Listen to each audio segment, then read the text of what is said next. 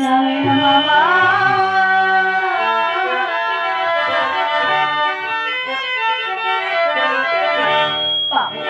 అమ్మా తోడలా నీ బంగారు పదములకు 10,000 వందనములు మామయ్య.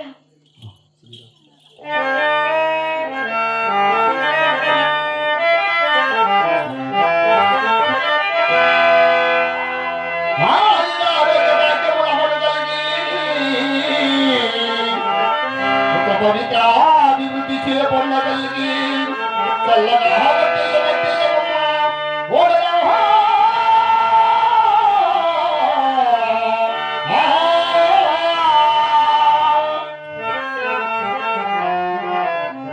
అమ్మా తోడలా కళ్యాణం ఈ పావుగొండలో అయిపోయినది. మరి పావుగొండ నుంచి వాలుగొండకు వెళ్ళే మధ్యలో పాగేటి ఒడ్డుకు వచ్చారు ఇరువురు కలిసి. మరి ఈ పాగేటి దాటుకొని వచ్చేది వాలుగొండపురి పట్నం. ఆ వాలుగొండపురి పట్నం అందున ఏ నామస్మరణ చేయాలి, ఏ నామం ధరించాలి నీకు తెలియదు కదమ్మా. తెలియదు కదా బాబాయ్.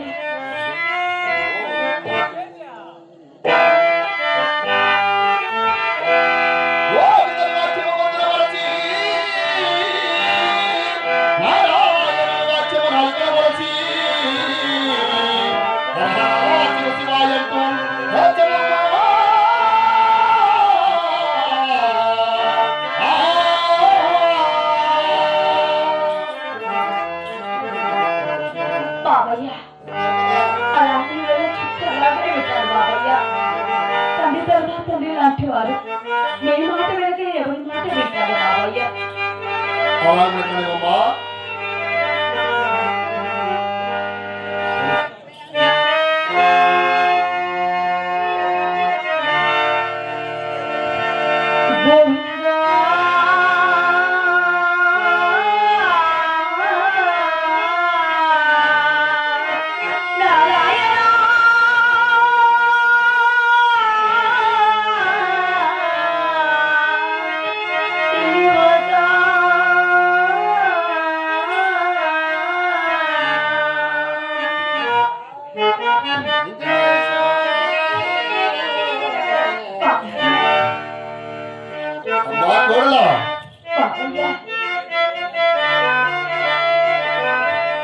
నీ కుడి కాలి పాదము ఏటిలో పెట్టి నీ నష్టములను ఆమతులను తుడిచి అడ్డ రేఖలు పెట్టి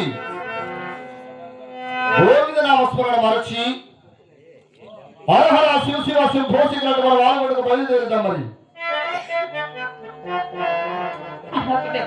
వస్తావు కదమ్మా.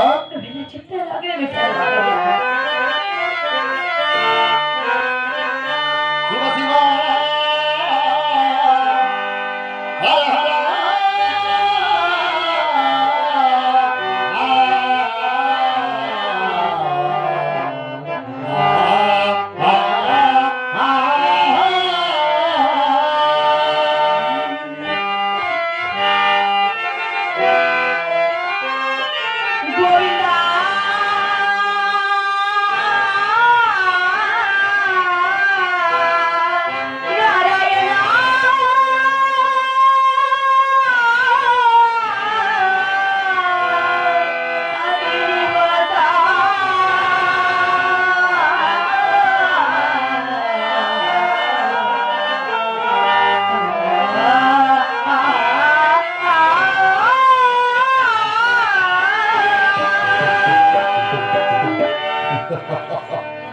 అమ్మా తోడలా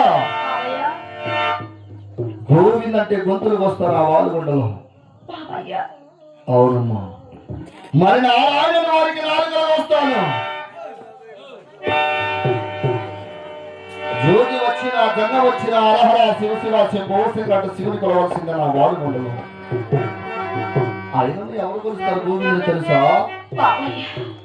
దాసరి వాళ్ళు జంగ వాళ్ళు నీరునామాలు పెట్టుకుని ఇంటింటికి బొచ్చి తీసుకుని అడుక్కు తినేవారు కొలుస్తారు గోవిందుని. మరి నీవెవరు?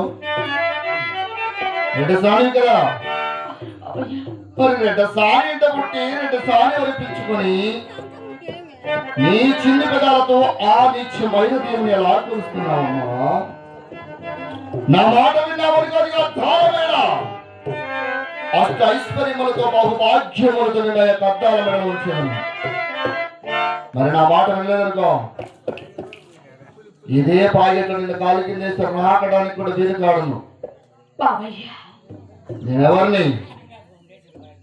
నేను కదా అనగా తల్లి తర్వాత తల్లి లాంటి వాడు మేనమామ.